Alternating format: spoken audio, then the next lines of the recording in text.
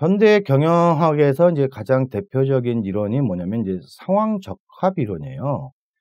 이 상황 적합 이론이라고 하는 것들을 우리가 이제 기본적으로 본다면, 자, 과연 그 앞에서 우리가 과학적 관리법 배웠죠. 그다음에 이제 인간관계론도 나왔고 또 조직론들도 나왔어요. 어떤 게 맞을까에 대한 고민들이 이제 일어나기 시작해요. 자, 그러면서 경우에 따라서는 시대에 따라 이런 경영 이론들이 발전했는가 싶기도 하지만, 예를 들어 현대 그의 그 자동차 회사들 같은 경우는 아직도 포드의 그 시스템, 그래서 3S 플러스 자동 생산 방식을 그대로 채택하고 있습니다. 자, 그렇다라고 하면은 또 인사적인 관점에서 본다고 하면은 호소선 실험을 통해서 그 밝혀진 그 인간관계라든가 또 인간의 심리 상태, 또 비공식적인 조직들이 또 이런 그 인간에 대한 관리 쪽에서 활용되어지고 있고요.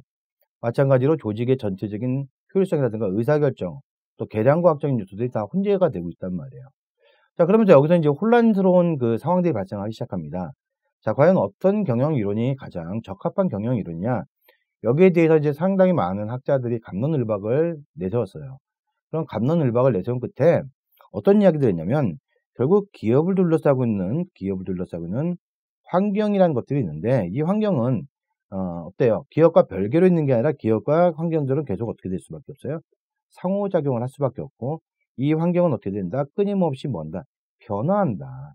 자, 그런데 이렇게 끊임없이 변화하는 환경에 대응하기 위한 기업의 경영활동이라는 게 하나의 고정적인 방법만 존재할 수가 없고, 그럼 어떻게 된다? 기업이 처한 상황이라든가 여건에 따라 달라져야 된다. 즉, 기업에 처한 상황에 따라서 가장 적합한 방법론을 채택해야 된다라는 이론이 결국 뭐다? 상황 적합 이론이에요. 자, 그래서 상황 적합 이론이라고 하는 것은 결론적으로 보면은 이 얘기예요.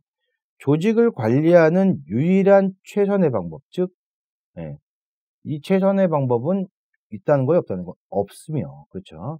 기업이 각각이 자신이 처한 상황에 따라서 뭐예요? 그때의 가장 효율적인 방법을 적용해야 된다. 이런 그 내용을 주장한 게 바로 뭐다? 상황 적합 이론입니다. 그래서 이런 상황 적합 이론이 이런 그 결론이 나오게 된 거는 앞서 말씀드렸던 대로 어떤 경영 조직이라고 하는 것은 뭐냐면 개방 시스템이에요. 자, 여기서 우리가 이제 개방 시스템이라는 얘기 앞에서도 한번 나왔었는데, 개방형 시스템하고 폐쇄형 시스템이 있어요.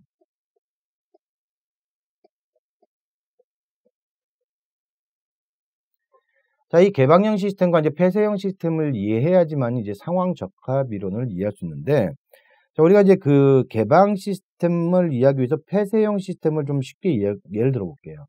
자, 회사에서 예를 들어서 우리 회사 내부의 정보를 갖다가 외부에다가 유출되는 걸 막기 위해서, 근데 부서에 간에는 의사소통을 해야 되니까 부서 내 인트라넷을 구성을 하는 거예요. 그래서 각각의 부서들 간에 또는 상급자, 하급자 간에 이 전자화된 그 통신 시스템을 통해서 통신을 할 수 있어요. 그래서 정보를 교환할 수도 있고. 그런데 기업 외부와는 이 망이 연결되어 있지 않는 이러한 시스템이 바로 뭐다?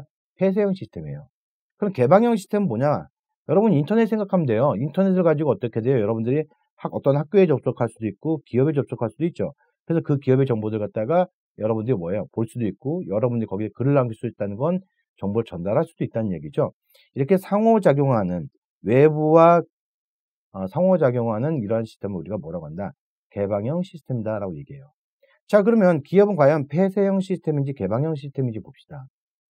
폐쇄형 시스템이라고 하는 건 예를 들어서 앞서 말씀드렸던 것처럼 기업이 진짜로 폐쇄라는 것이 아니라, 기업 내부에서 어떤 특별한 목적을 가지고 자기들의 정보를 제한적으로 활용하기 위해서는 내부적 정보망에서 폐쇄형으로 될 수 있지만, 결국 기업은 어떻게 돼요? 외부에서 원자재를 조달해야 되고 그렇게 생산된 걸 드디어 판매를 해야 되잖아요. 그럼 결과적으로 외부가 어떻게 될 수밖에 없어요?